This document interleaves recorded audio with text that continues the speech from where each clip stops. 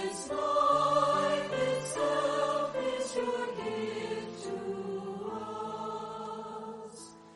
Then may all that we are be yours. Hello and welcome to our first in the series of communication from St. Carthages to you. Now, the way we'll run this program will be to have a little word of welcome.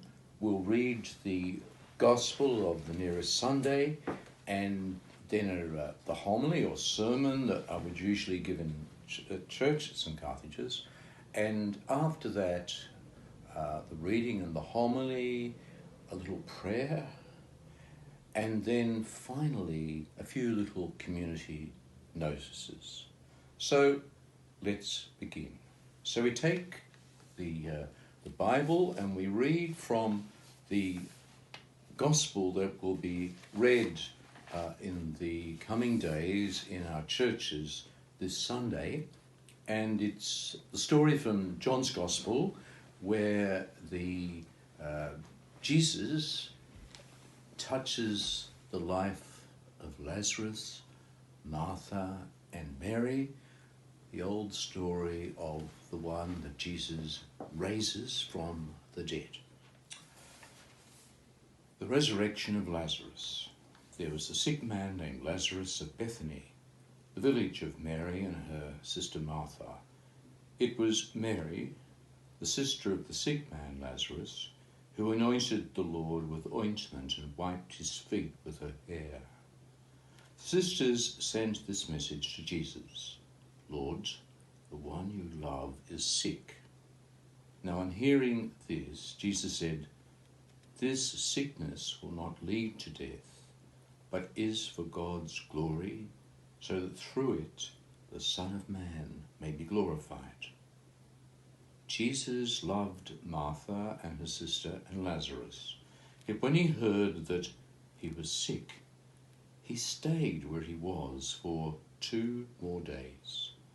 And after this, he said to the disciples, "Let us go back to Judea." And the disciples said, "Rabbi, just now the Jews are trying to stone you. Are you going back there again?" Jesus replied, "Are there not 12 hours in the day? No one who walks in the daytime stumbles, having the light of this world to see by. Anyone who walks around at night stumbles, having no light as a guide." He said that, and then added, "Our friend Lazarus is at rest. I'm going to wake him up." The disciples said to him, "Lord, is he at rest? He will be saved." Jesus had been speaking of the death of Lazarus, but they thought that by rest he meant sleep. So Jesus put it to them plainly: "Lazarus has died, and for your sake I am glad I was not there, so that you may believe. But let us go to him." Then Thomas, known as the twin, said to the other disciples, "Let us also go to die with him." Now, on arriving, Jesus found that Lazarus had been in the tomb for 4 days already. Bethany is only about 3 kilometers from Jerusalem, and many Jews had come to Martha and Mary to comfort them about their brother. When Martha heard that Jesus was coming, she went to meet him. Mary remained sitting in the house. Martha said to Jesus, "Lord, if you had been here, my brother would not have died. But even now I know that God will grant whatever you ask of him." Jesus said to her, "Your brother will rise again." Martha said to him, "I know he will rise at the resurrection on the last day." Jesus said to her, "I am the resurrection and the life. Anyone who believes in me, even though that person dies, will live. And no one who lives and believes in me will ever die. Do you believe this? She said, Yes, Lord, I believe that you are the Messiah, the Son of God, the one coming into this world. And when she had said this, she went and called her sister Mary, saying quietly, The Master's here and is calling you. Hearing this, Mary got up quickly and went to him. Jesus had not yet come into the village. He was still at the place where Martha had met him. The Jews who were there in the house comforting Mary, seeing her get up quickly and go out, followed her, thinking that she was going to the tomb to weep there. When Jesus came to where Jesus was, seeing him, she fell at his feet, crying, Lord, if you had been here, my brother would not have died. When Jesus saw her weeping, and the Jews who had come with her also, he was distressed in spirit and profoundly moved. He said, Where have they laid him? They said, Lord, come and see. Jesus wept. And the Jews said, See how he loved him. Some of them said, Could not he who opened the eyes of the blind man have prevented this man from dying? Again, inwardly distressed, Jesus reached the tomb. It was a cave closed by a stone. Jesus said, Take the stone away. Martha, the dead man's sister, said to him, Lord, there is already a stench. He has been dead for 4 days. Jesus replied, Have I not told you that if you believe, you will see the glory of God? So they took the stone away. Then Jesus lifted up his eyes and said, Father, I thank you for hearing my prayer. I myself knew that you would hear me always, but I speak for the sake of all the crowd standing around me, so that they may believe that you sent me. And when he had said this, he cried in a loud voice, Lazarus, come out. The dead man came out, his feet and hands bound with strips of material, and his face wrapped in a cloth. Jesus said to them, Unbind him and let him go.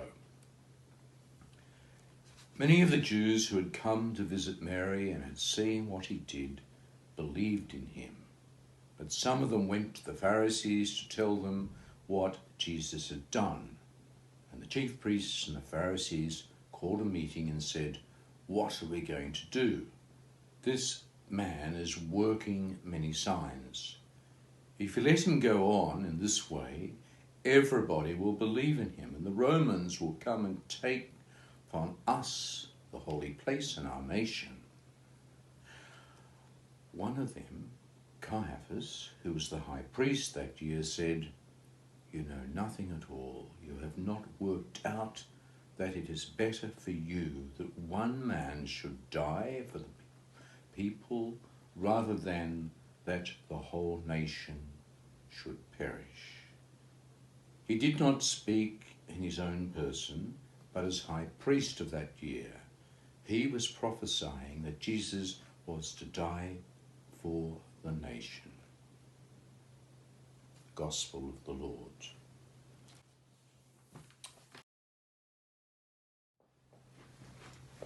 Well, there we have the Gospel for this Sunday.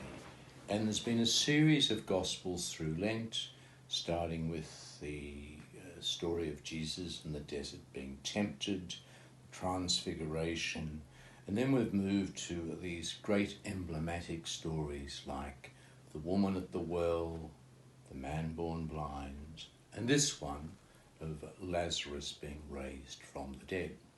Incidentally, Ambrose of Milan, one of the early bishops of the church did a whole catechesis or a preparation of those wanting to become Christian through this set of gospel stories. So the first thing to notice, of course, is that obviously the story in its focus is a proclamation for us that Jesus is a life giver. Pretty obvious, whether we accept that or not, that's the status or the standard of the storyline. But we have to remember that when we talk about Jesus raising someone from the dead, it's fairly outstanding in its way. It's all right to say the first sign of Cana in Galilee, where Jesus turns water to wine, and this story is all about the new wine that's offered through the way of the Lord. Then we can move to a story like Jesus meets the woman at the well, the man born blind. But when we get to the story about Jesus actually raising someone from the dead, we might be inclined to say, look, he couldn't do that.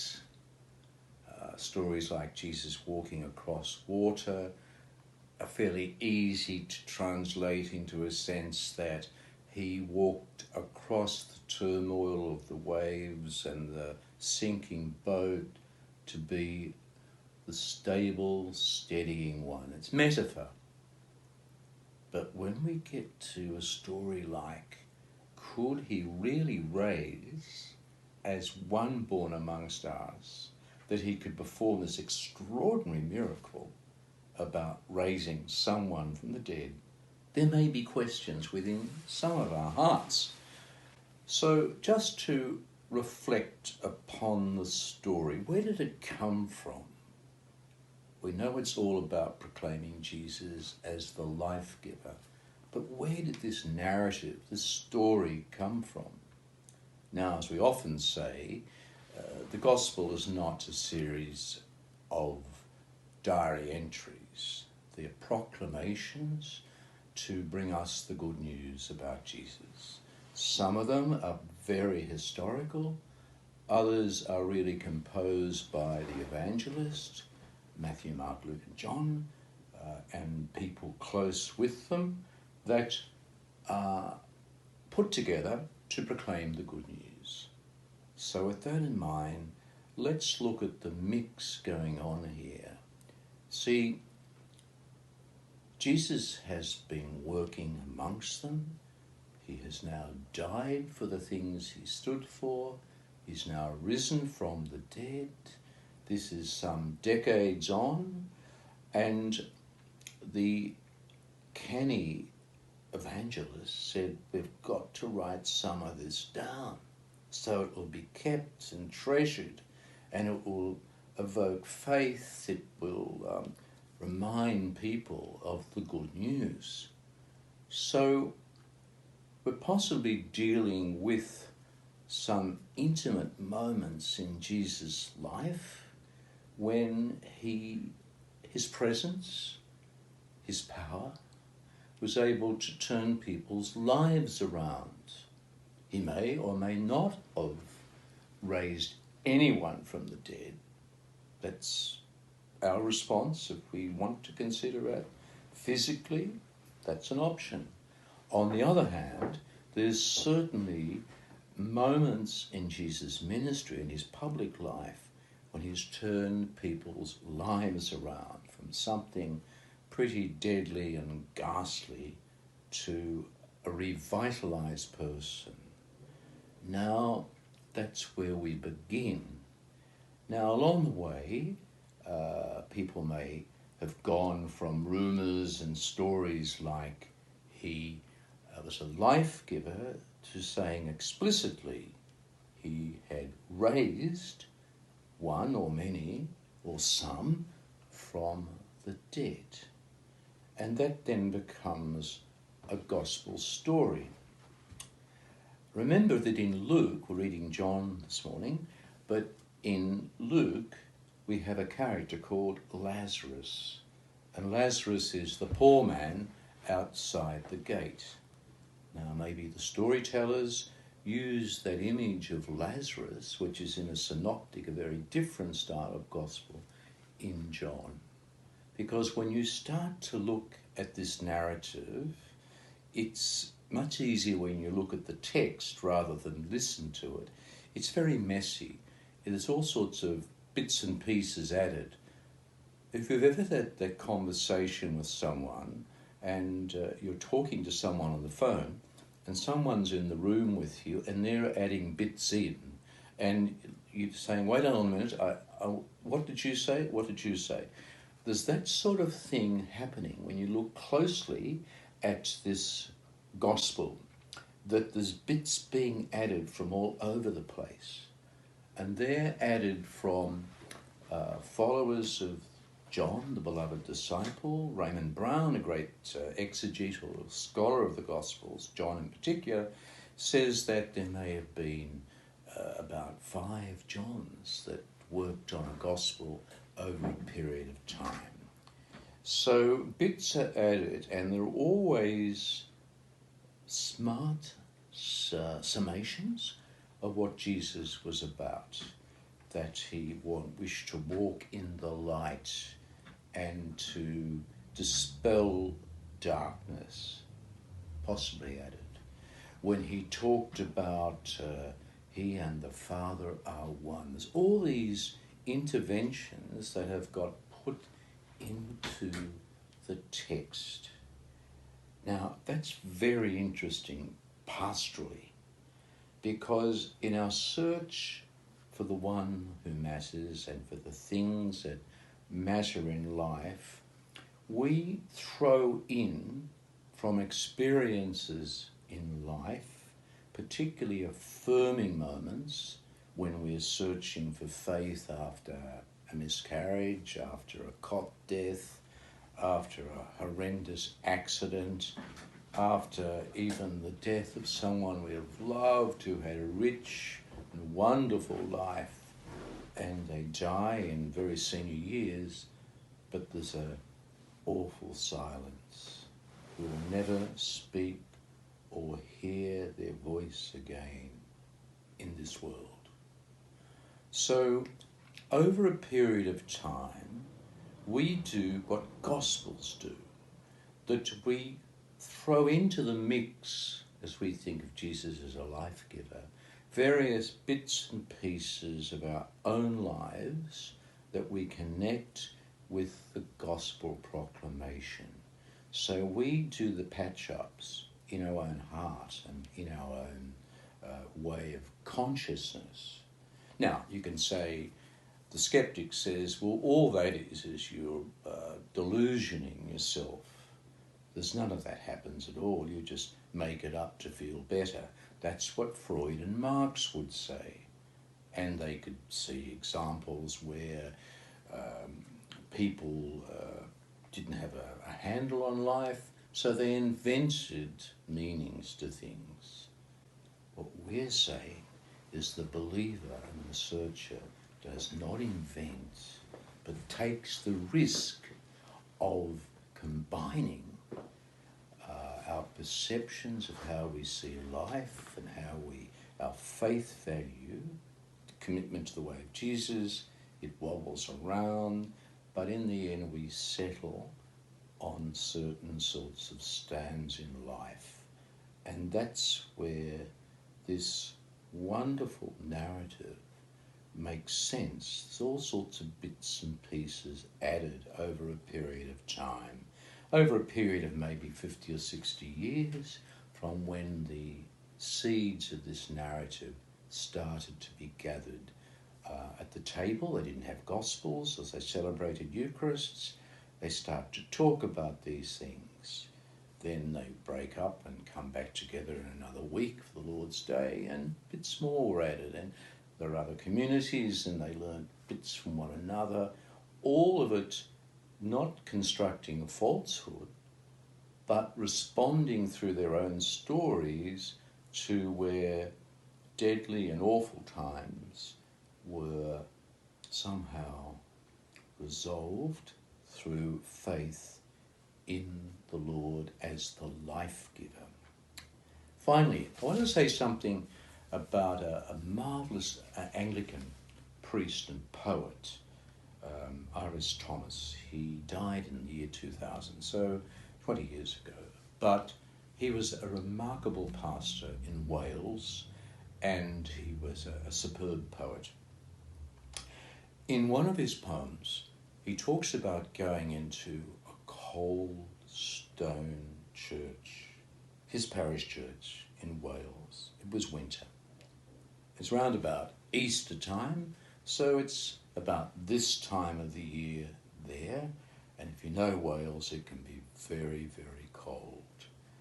And he sits in one of the front seats of his church, and they call the area between where the pews are and where the sanctuary starts the chancel steps. And he's looking at the cold stone of the steps, and he thinks they rolled away a stone. And he's thinking, how can I possibly believe that they rolled away a stone and a dead, decomposing body of Lazarus was brought back to life? And it occurs to him in his searching meditation that that's what's happening to him here. He's rolling back the stone of unbelief to see and to believe and to dare to say for himself, yes, Lord, you have rolled back the stone again, and I believe. So we put that into a prayer. Lord, as we take this journey of life, with all its ups and downs, with all the fears of the virus at the moment, with all the tensions it may raise, may we constantly, quietly roll back the stone of skepticism to see your presence with us. This is the word of the Lord. Well, just to finish up, I just want to give you a couple of examples of bits and pieces happening around the parish. The guy that's actually recording this with me, Roger Rasool, Associate Prof Physics at the University of Melbourne, has just been telling me about his work at the moment. He's a very skilled teacher, but he's not teaching, and in fact he's not researching as he usually does, but he's flat out working with a group of scholars stretching across to Harvard in Massachusetts, to people here in Australia, who are trying to work out a way of constructing and supplying a significant number of ventilators that would help in the support of people desperately ill with the virus. Planning now to efficiently get them in time, hopefully, to be lifesavers. So one of our parishes up to that. Another story. Our parish council that met in the last week said our church doors are closed, but can we as a people be open? So they've decided to put on our website, St. Carthages Parish, Parkville. Go into Google and you see it. They put there a series of resources that may have help in this time of the virus and our isolation. So if you wish a daily mass or a Sunday mass, they'll be there. One last note of care that you may be able to help out on. We have parishioners that have two little boys. They live in the Kensington suburb here in Melbourne, and one of the little lads, he's about 6 now, has autism, and they just need some rest. So the idea is they're quite willing to pay for a small flat or an apartment or a room that they could have rest in when both of them are professionally working, besides looking after their boys. And if we could find a place that may be a bungalow, or it could be a house that would have access without disturbing the household to a room where they could work, obviously access to a bathroom and toilet, please let me know. And our number is 9347 2493. Well, stay safe, keep well, and I look forward to seeing you again in the next of our series of speaking to you from our parish, St. Carthages and Parkville. Like a bird.